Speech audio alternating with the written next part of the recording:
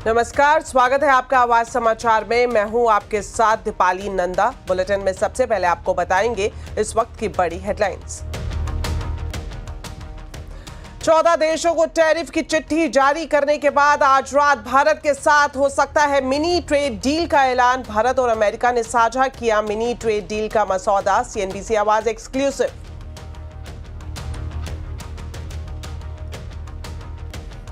आखिरी घंटे में बाजार शानदार रिकवरी के साथ बंद। सेंसेक्स निफ्टी बढ़त के साथ बंद। मिड कैप स्मॉल कैप नीचे से सुधरे। रियलिटी, पीएससी, बैंकिंग शेयर्स में खरीदारी। फार्मा, ऑटो, एफएमसीजी शेयर्स में दिखा दबाव। घाटे में है एफएनओ के 91% ट्रेडर। सेबी की रिपोर्ट के मुताबिक वित्त वर्ष 2024-25 में 41% बढ़ा ट्रेडर्स का घाटा। वहीं सेबी के सख्त नियमों की वजह से 20% ट्रेडर एफएनओ ट्रेडिंग से निकले।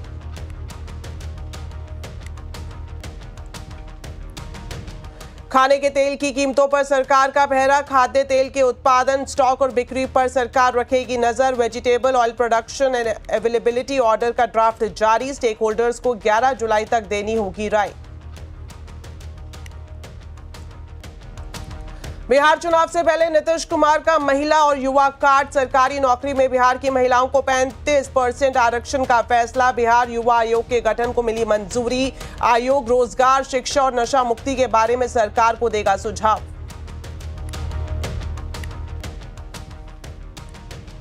महाराष्ट्र में गरमाया भाषा विवाद का मुद्दा। ठाणे के मीरा रोड इलाके में एमएनएस कार्यकर्ताओं का प्रदर्शन। पुलिस के साथ झड़प के बाद हिरासत में लिए गए कुछ कार्यकर्ता।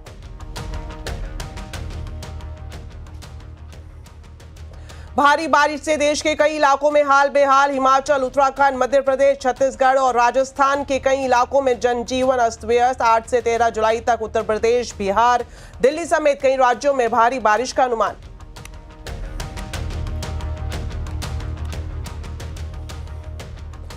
बुलेटिन की शुरुआत करेंगे बड़ी खबर के साथ। अमेरिका ने कल रात 14 देशों पर टैरिफ लगाने का ऐलान किया। साथ ही इन देशों को टैरिफ की चिट्ठी भी जारी कर दी। और अब आज रात भारत के साथ मिनी डील का ऐलान हो सकता है। सीएनबीसी आवाज को मिली जानकारी के मुताबिक दोनों देशों ने मिनी ट्रेड डील का मसौदा साझा कर लिया है। पूरी खबर जानते हैं, हमारे वरिष्ठ सहयोगी लक्ष्मण रॉय हमारे साथ जुड़ गए हैं। तो लक्ष्मण जी, आपसे जानना चाहेंगे तो आज क्या माना जाए कि आज की रात इंतजार की घड़ी खत्म होने वाली है? जी, मुझे जो सूत्रों से जानकारी मिली है उसके मुताबिक बहुत हद तक संभावना है कि डील होगी। ये मिनी डील होगी और मिनी डील की घोषणा हो सकता है कि आज रात में 9, साढ़े 9, 10 बजे के आसपास होता हुआ आप देखें। और ये जो मिनी डील की घोषणा होगी, इसमें ऐसा नहीं होगा कि जैसे कि 14 देशों के नाम यूएस की तरफ से चिट्ठी जारी कर दी गई, बाकी आप जानिए, ऐसा नहीं होगा।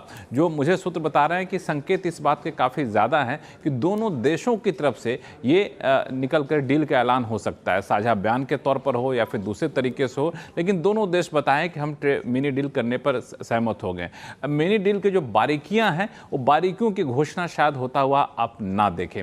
अब सवाल उठता है कि आखिर इस मिनी डील में होगा क्या। तो इसमें 2-3 चीज़ें साफ हैं कि जो 14 देशों के साथ ड्यूटी के संबंधी जो चिट्ठियां जारी की गई हैं, उसमें एक बात जो दिखा कि बेसलाइन टैरिफ में कोई भी बदलाव नहीं किया गया। तो 10% जो टैरिफ पूरी दुनिया भर के देशों पर लगाया गया था, वो शायद जारी रहेगी। और यहाँ पे भारत को कुछ प्रोडक्ट पे छूट मिल सकती है। जो लेबर इंटेंसिव सेक्टर है, वहाँ पर आपको ड्यूटी में रियायत देखने को मिल सकती है, चाहे वो टेक्सटाइल हो, चाहे वो गारमेंट हो, चाहे वो लेदर प्रोडक्ट हो। तो यहाँ पर भारत को कुछ छूट मिलने की संभावना है। यूएस की तरफ से दबाव इस बात का था कि एग्रो प्रोडक्ट पर रियायत दीजिए, डेयरी प्रोडक्ट पर रियायत दीजिए। तो वो मुझे लगता है कि इस मिनी डील में तो नहीं होगी। हो सकता है कि जब फाइनल डील करे तो वहाँ पर निकल कर सामने आए। लेकिन यूएस के इंडस्ट्रियल गुड्स पर, कई सारे मैन्युफैक्चरिंग प्रोडक्ट पर ड्यूटी या तो जीरो हो जाएगी, कुछ पर ड्यूटी कम होता हुआ आपको दिखेगा। तो ये मोटे तौर पर मुझे दिख रहा है। और चीन से जुड़े हुए जो भी सामान है, जो अब तक मैंने देखा है इस 14 देशों में कि चीन के तरफ से जो सामान आते थे उस पर बड़ी सख्ती दिखने को मिली है। तो कुछ उस तरह का इशारा भारत के साथ मिनी डील में भी आपको देखने को मिले। शुक्रिया लक्ष्मण जी इस पूरी जानकारी के लिए। साथ ही आपको बता दें, अमेरिका ने दक्षिणी कोरिया, जापान समेत 14 देशों पर 25 से 40% तक टैरिफ लगा दिया है। वहीं अमेरिकी राष्ट्रपति डोनाल्ड ट्रंप ने कहा कि भारत के साथ टैरिफ डील के बेहद करीब है। We made a deal with United Kingdom. We made a deal with China. We made a deal. We're close to making a deal with India. Others we met with, and we don't think we're going to be able to make a deal, so we just send them a letter. If you want to play ball, you have to. This is what you have to pay. So as far as I'm concerned, we're done.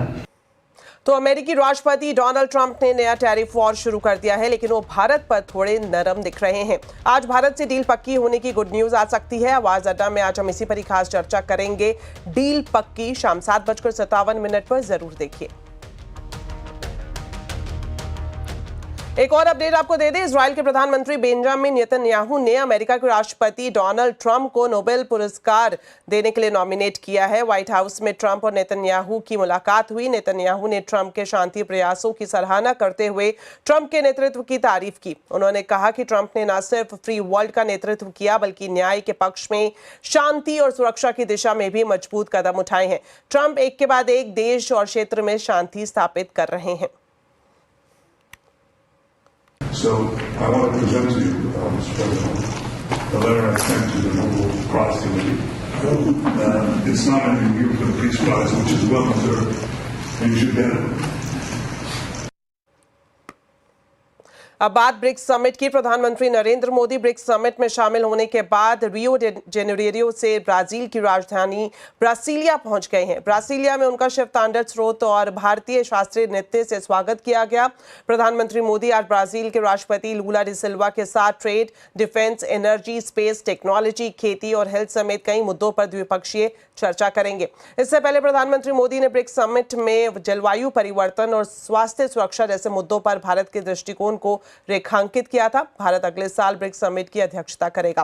प्रधानमंत्री ने BRICS summit में कहा कि BRICS देशों को महत्वपूर्ण खनिजों और टेक्नोलॉजी की सप्लाई चेन को सुरक्षित बनाने के लिए मिलकर काम करना चाहिए। साथ ही ये भी सुनिश्चित करना चाहिए कि कोई भी देश इन संसाधनों का इस्तेमाल अपने स्वार्थ के लिए या फिर दूसरों के खिलाफ हथियार के रूप में न करे।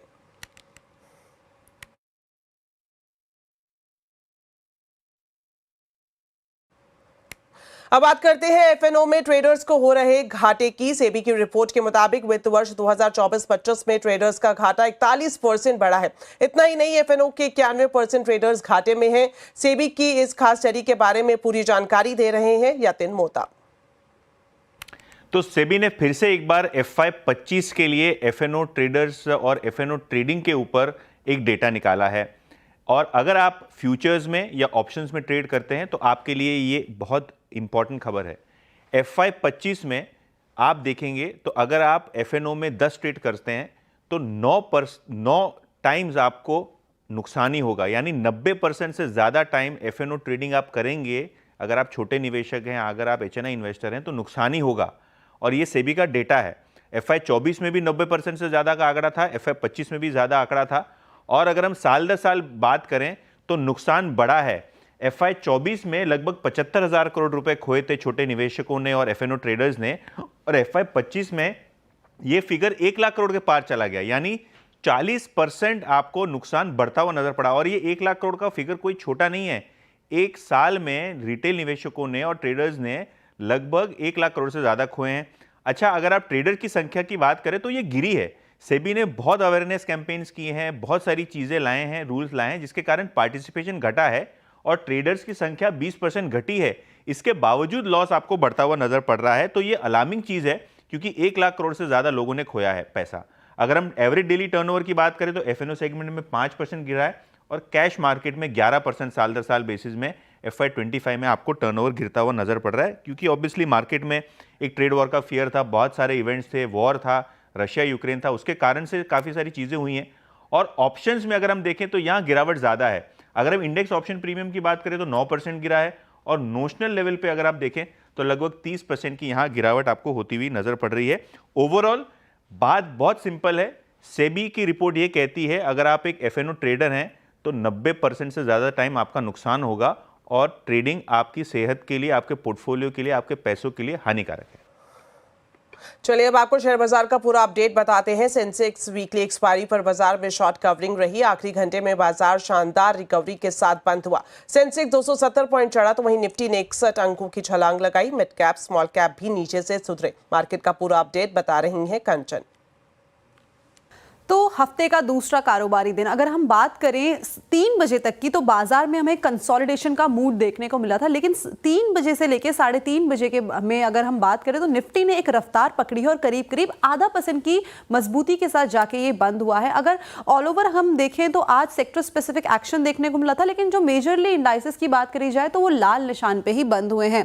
अब बात करते हैं कि स्टॉक स्पेसिफिक एक्शन आज के सत्र में किस तरीके का रहा है। देखिए, कोटक महिंद्रा बैंक, यहाँ पे क्वार्टरली अपडेट्स आए हैं, ब्रोकरेज का जो स्टांस है वो काफी ज्यादा पॉजिटिव है, नंबर्स अच्छे आए हैं, जिसके बाद अच्छे खासे गेन्स देखने को मिले हैं। एटर्नल करीबन 2% का इजाफा यहाँ पे एशियन पेंट्स की बात करी जाए तो 2% के गेन यहाँ पे भी देखने को मिले और एनटीपीसी में भी करीब करीब 2% की बढ़त रही है। बैंक निफ्टी रिलेटिवली आज आउट परफॉर्म कर रहा था निफ्टी को, साथ में जो फाइनेंशियल सर्विसेज है वहां पे भी जो मोमेंटम है हमें पॉजिटिव साइड में देखने को मिला था और पावर सेक्टर में भी आज अच्छी रैली थी। देखिए, गिरने वाले शेयर्स की तरफ नजर डालते हैं।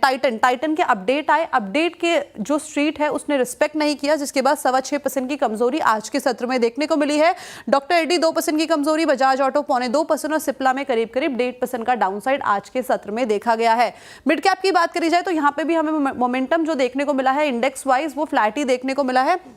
स्टॉक स्पेसिफिक डिलीवरी में करीब करीब 3.5% के गेन, अपोलो टायर्स में 0.3% की तेजी, साथ में एचडीएफसी एएमसी में करीबन 2.5% का इजाफा और जेएसडब्ल्यू इंफ्रा करीबन 2% की बढ़त के साथ आज के सत्र में बंद हुआ है। लूजिंग पॉकेट की बात करी जाए, बीएससी सारे ही कैपिटल मार्केट के जो स्टॉक है, जेन स्ट्रीट का जब से इंसिडेंट हुआ है वहां पे भारी गिरावट देखने को मिल रही है। और बिंदु फार्मा की बात करी जाए तो 3.25% की कमजोरी यहाँ पे, ल्यूपिन में 3% की कमजोरी, भारतीय हेक्साकॉम भी करीब करीब 3% की कमजोरी के साथ बंद हुआ है। एफएमसीजी में आप काफी ज्यादा पेन देखने को मिला, मेटल सेक्टर में काफी ज्यादा पेन देखने को मिला, लेकिन एंड तक आते आते आईटी इंफ्रा में वापस से एक रिवाइवल आता हुआ दिखाई दिया।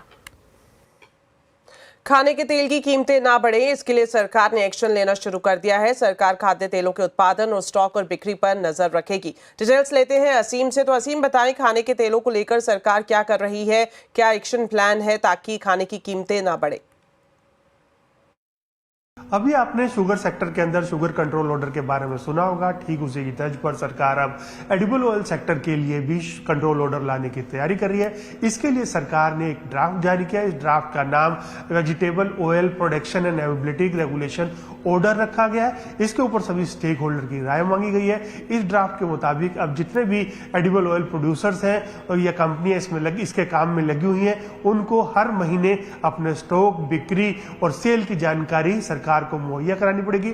इतना ही नहीं, जो इंपोर्ट है या एक्सपोर्ट है उसकी जानकारी भी सरकार को देनी होगी। तो इस सरकार को लगता है कि इससे 2 फायदे होंगे। एक तो पहले कि जो कंपनियां होर्डिंग कर रही है, सरकार उनके ऊपर कार्रवाई कर सकती है, उनको निर्देश दे सकती है कि आप स्टॉक लिक्विडेट करिए। और इसके साथ साथ दूसरा ये फायदा सरकार को लगता है कि इसके पॉलिसी बनाने में सरकार को काफी मदद मिलेगी। सरकार जो इंपोर्ट की ड्यूटी घटानी है या फिर इंपोर्ट को खोलना है, उसके ऊपर स्केल देखते हुए आसानी से फैसला ले सकती है। तो अब सरकार ने जो भी कंपनी इस पर अलग स्टेक होल्डर्स हैं उनसे 11 जुलाई तक इसके ऊपर राय मांगी है। एक बार राय आने के बाद सरकार इसी महीने इसको लागू कर सकती है।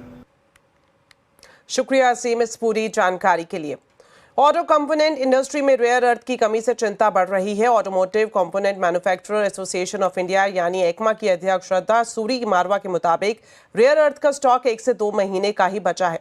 मारवा के मुताबिक अमेरिका के साथ ट्रेड डील पर सरकार ने एक्मा से भी इनपुट लिया है और कई मुद्दों पर एक्मा की अध्यक्ष श्रद्धा सूरी मारवा से खास बातचीत की। हमारे संवाददाता रोहन सिंह ने, आइए देखते हैं।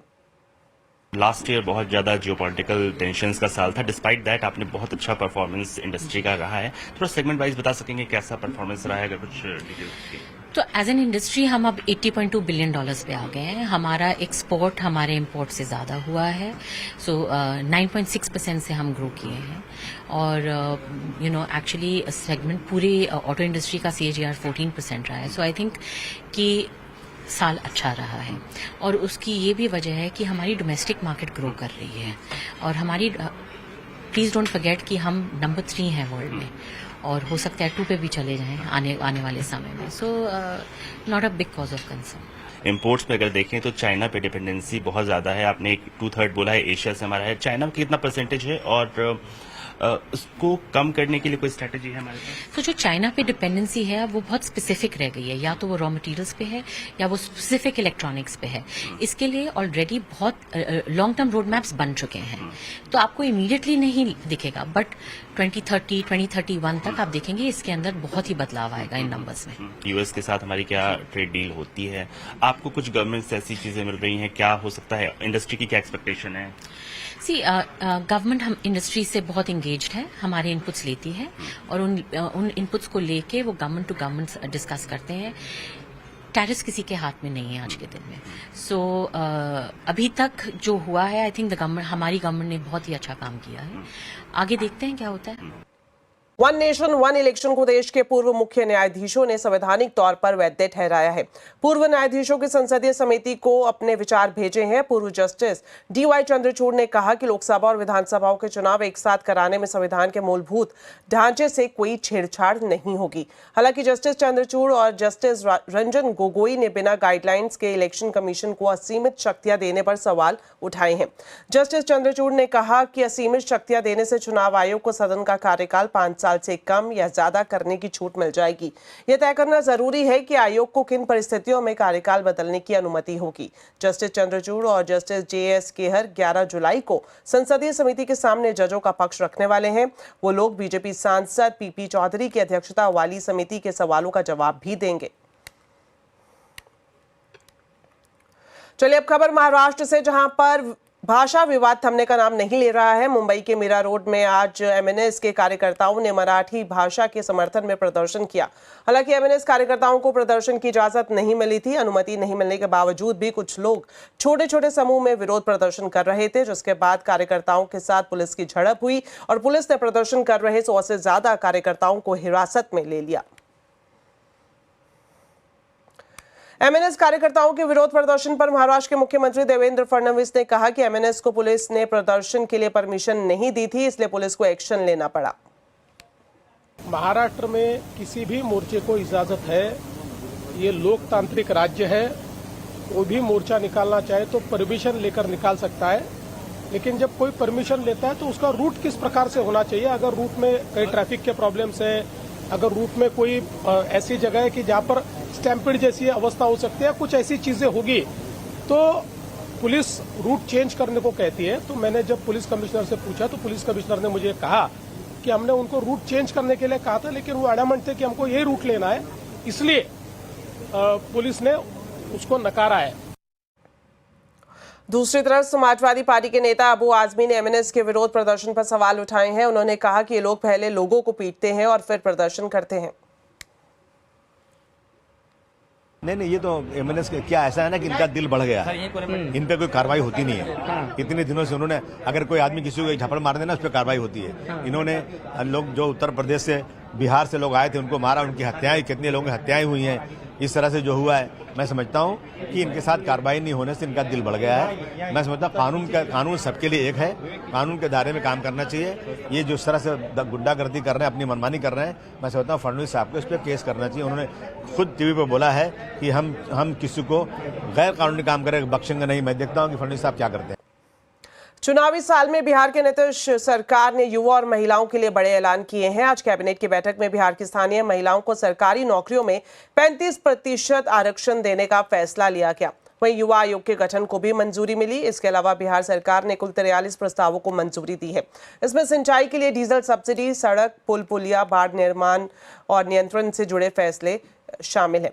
युवा आयोग में 1 चेयरमैन, 2 वाइस चेयरमैन और 7 सदस्य होंगे। आयोग 18 से 45 साल के युवाओं के लिए काम करेगा। बिहार सरकार के मुताबिक आयोग के काम का लाभ छात्रों, प्रवासी बिहारियों, बेरोजगारों और आर्थिक रूप से कमजोर मेधावी छात्रों को होगा। वहीं महिला आरक्षण का लाभ महिलाएं जो खासतौर पर बिहार से जुड़ी हुई हैं, उन महिलाओं को मिलेगा। सामान्य प्रशासन से संबंधित एक बहुत महत्वपूर्ण निर्णय है, जिसमें बिहार राज्य के सभी सरकारी सेवा संवर्गों में सभी स्तर के एवं सभी प्रकार के पदों पर सीधी नियुक्ति में राज्य की मूल निवासी महिला अभ्यर्थी को ही 35% क्षैतिज आरक्षण अनुमान्य होगा। इसका मतलब है कि जो मूल निवासी हैं बिहार के महिलाएं, उन्हीं को ही 35% क्षैतिज आरक्षण अनुमान्य होगा।